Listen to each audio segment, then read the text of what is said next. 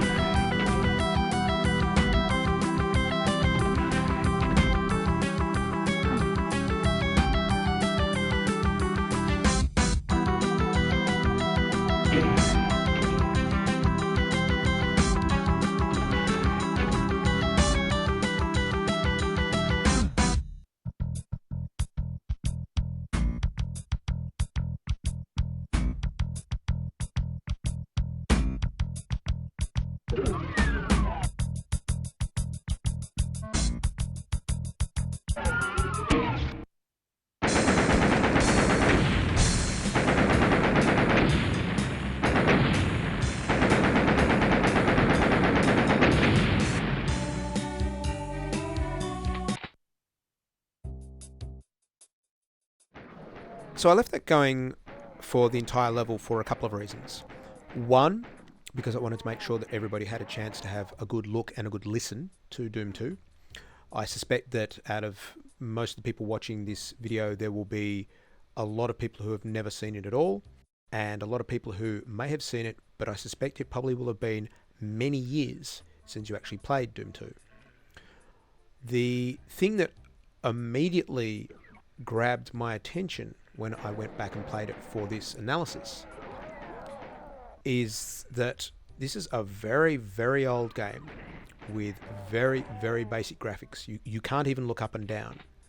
And yet, there are some rather extraordinary complexities to the audio in this that I myself had completely forgotten. One of the things is that throughout that entire first level, the music was playing, and the music continued to develop and develop and develop all the way through the level.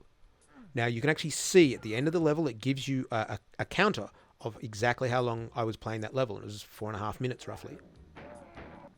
In that time, the music didn't really loop. Now, there were obviously looping sections, and I'm not sure exactly how they implemented the music. But the music developed over the course of time that I was playing it.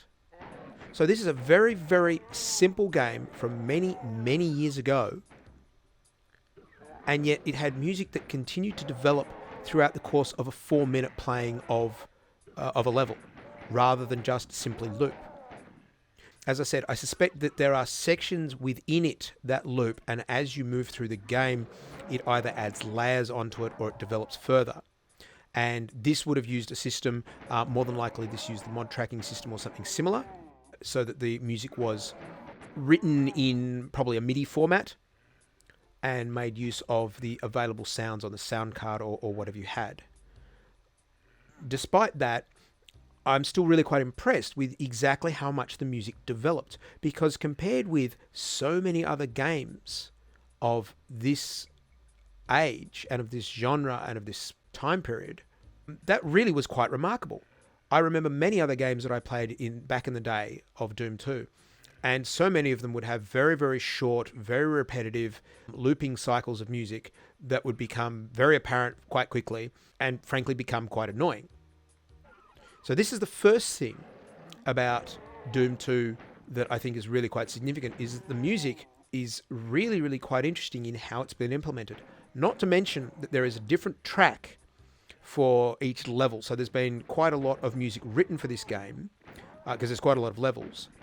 And that thematically it changes quite dramatically. In fact, there seems to be almost a samba rhythm going on whilst you're running around dodging fireballs from demons and shooting bad guys, which most certainly will have been a first for the game industry, but it's also, I think, quite possibly something I can say that I don't know that there are many games since that have used samba rhythms or rumba or whatever the particular denomination of that rhythm was.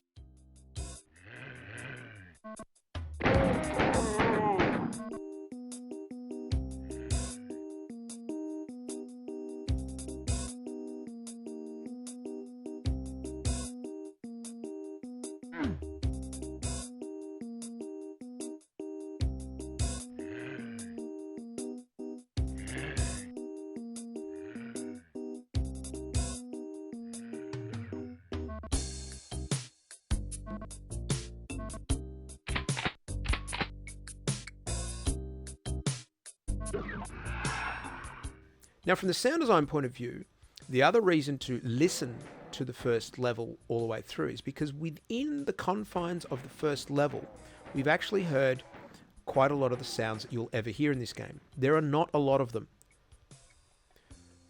There are sounds, of course, that we didn't hear for the additional weapons, because we only really heard a couple of the weapons in the first level. And we didn't hear all of the monsters. We did hear the sort of the humanoid ones, and we did hear the imps, which are the brown demons. So there are extra sounds for some of the other monsters and for some of the other weapons. But really, most of the interaction sounds to do with the environment and what we're going to get were presented to us all in the first level. Doom doesn't really have ambience as much. It has the sounds of things in the world which you interact with, and it has the music, and that pretty much makes up the entire audio environment. So it's quite a sparse audio environment in some ways, but there is also significance in that. One of the things that Doom 2 has, more so even than some games that are being produced today, is information being provided to you from the audio that you're hearing. Quite often there are secrets that are revealed, and the only cue you get whatsoever is you hear a door open somewhere off in the distance. And you can usually get some sort of indication of which direction it might be in by listening carefully.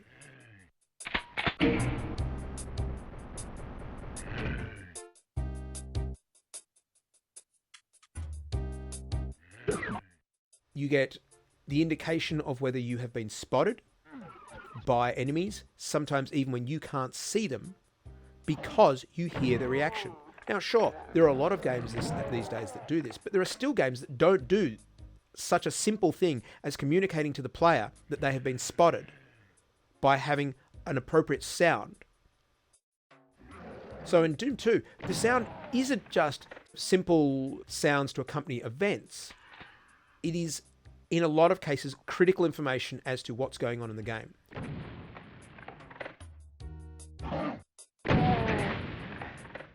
You know, in fact, this hole here that I'm looking at,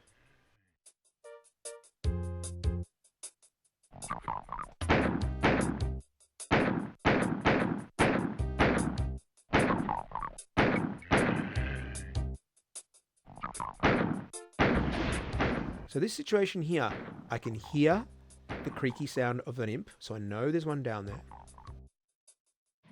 I can hear that fireballs are being thrown, and I'm trying to work out where they're coming from. It's actually coming from behind me, because there's another hole behind me, which I've just fallen down, and there it is. But all of that information, the presence of the imps, the fact that they were engaging me with fireballs, was all through the audio cues. Doom was one of the first popular FPS style games, and it got so much right from day one from an audio point of view. You are provided with key, important information from the audio, and especially in an area like this. I can't see very well down here. I can see barely anything at all. You explode some barrels, you hear a monster cry out, playing its dying sound. You know that you have killed something down the end of the corridor, whether you can see it or not. And in fact, there's quite a large section of this game where the audio is the only feedback you get. You need to deal with what is up ahead of what I can hear. Because often the levels are very, very dark, and you have no other feedback other than the audio that's playing. So you complete a level, you're given some feedback as to how you've done, new level starts.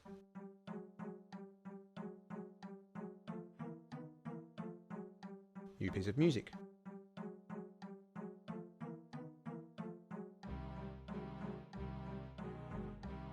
Again, the information there is telling me I can barely see the monster that's on the corner there. Especially at this sort of resolution, it's a couple of pixels sticking out. If it isn't for the sound, you don't know whether you've successfully hit them or not. I don't think there are any sprites indicating that you've hit the creatures, and sometimes it's hard to see whether there's even an animation. So the sound cues that you're receiving in this game are absolutely critical to indicate the level of success you're having with shooting. Otherwise, you could just be firing off into the distance and not having any idea of your success or failure.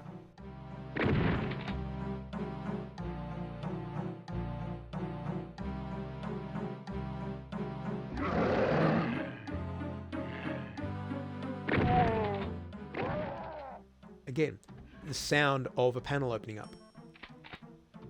More often than not, you'll hear it before you see it.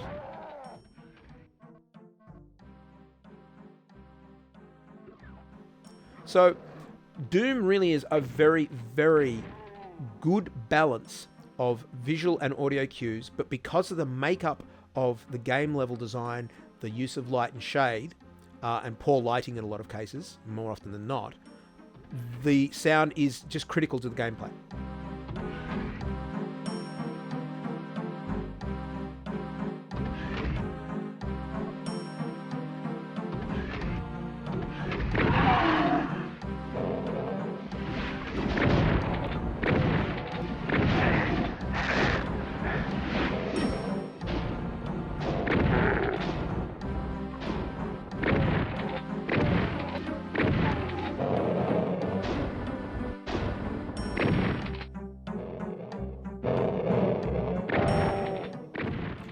Now here, there are actually monsters down in that blue area.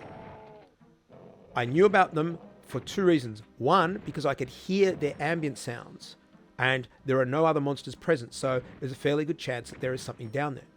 Doom was one of the first games to introduce completely invisible enemies. Unless they are right up close to you, you cannot see them. So the only means I have here of targeting and shooting them is to point my rifle in a particular direction, pull the trigger, and hope to hear the sound that they make when they've been injured. And then ultimately, I'm waiting to hear, after that, the sound of them hitting the ground, falling over dead. And then finally, there is the cue that I'm no longer hearing their ambient sound, so it's fairly safe to assume that I have dispatched both of the invisible monsters.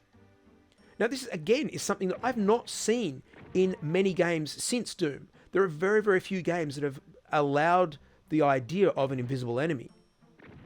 So even a game that had such basic graphics as Doom was able to successfully introduce an invisible enemy by having a very distinct sound that you had to deal with. Very distinct sounds to indicate to you if you had successfully injured them or not, and if you had successfully killed them. So this entire little event that I've just been through has been entirely based on my ability to hear and deal with my opponent from what I could hear. Picking up some different power-ups here, and I get the different interface sounds associated with those, and of course the sound of the teleporter. The other thing about Doom 2 is this game has been around for so long and has been ported successfully across so many different platforms that most of the sounds in this game are now iconic. People have heard them again and again and again. In fact, the sounds of the imps are quite a cliched sound, because one of the sound effects used for the imp demons is a camel, and it's been overused in many Hollywood films. Also, the sounds of the doors opening. I find it quite amazing that this particular sound effect, which I'm not sure whether it was created by the people who worked on Doom. I don't believe it was. I believe it was out of a sound library. The sound of those doors opening, I have seen used again and again and again, or should I say I've heard being used again and again and again in high-budget Hollywood movies, which frankly I just find kind of lazy on their part. Using very, very old school sound effects from a sound library just seems to be a lack of inspiration on the part of their sound designers. So Doom has got sounds that have become cliched because they've been used outside of Doom and were general sound effects, but also some of its specific sounds have become very, very well known because of the popularity and how well known Doom is.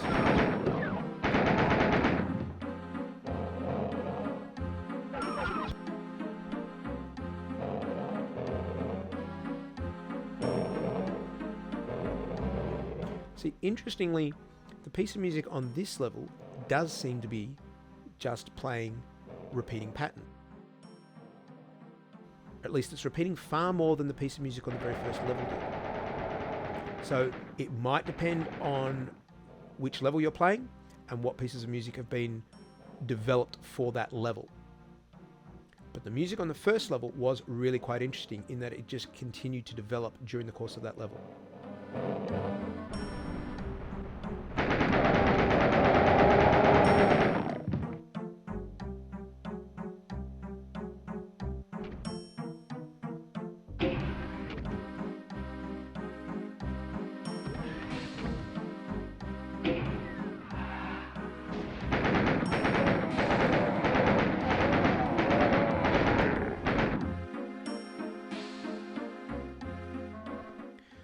One of the other things I need to say about Doom 2, not so much related to its audio, but Doom 2 has some of the best level design I have ever seen. There are some very, very clever things that have been done with the levels in Doom 2 that really add considerably to its gameplay. And I believe that the next level we're about to look at actually bring some of those things up. And this is all part, I think, of the success of Doom 2. It's an extremely old game, and yet they got so many things right that games since have really kind of failed to do. Doom introduced a bunch of concepts with levels that was really, really quite clever.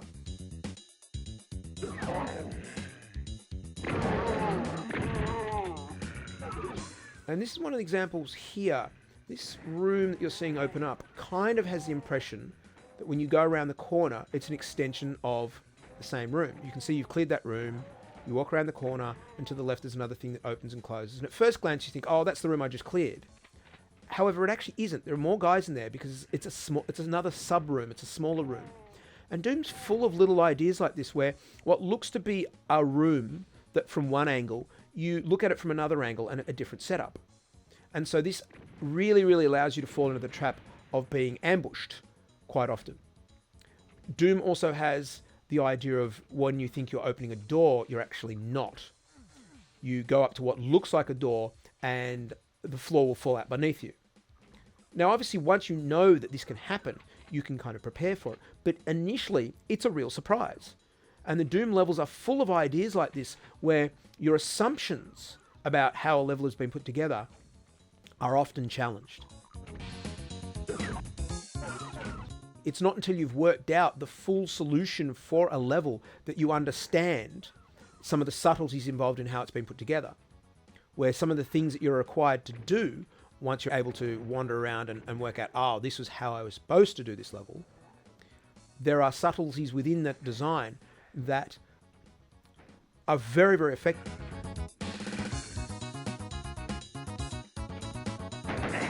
Now I'm being shot at here because now I've noticed there was a guy on the other side of that grill that I wasn't really seeing who was shooting at me.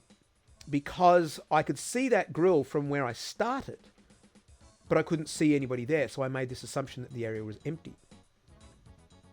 Hidden passages that are revealed by subtle differences in the shapes and patterns on the walls. Sometimes the colors, sometimes where a light is on or not on, sometimes where a light is flickering, will often indicate where secret panels are. And it's done in a much more clever way than a lot of modern games are.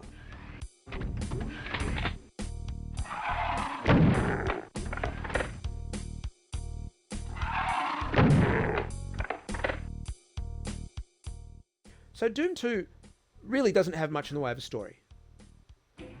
It's a very, very simple concept. Just get through the levels and survive. There's no dialogue. There's not really any narrative. It's just, effectively, it's a survival game. It's a run and gun survival game. That doesn't necessarily mean it's a bad thing.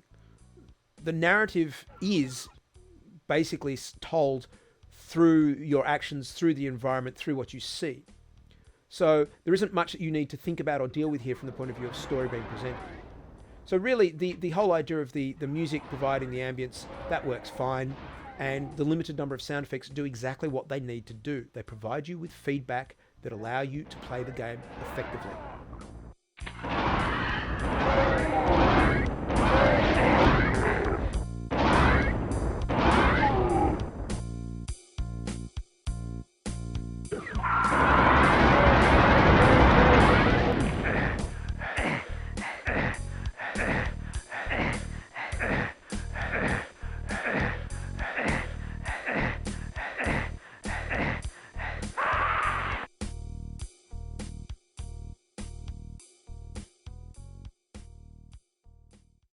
All right, so that particular version was actually a version of Doom 2 that was on the disc, came on the disc of Doom 3.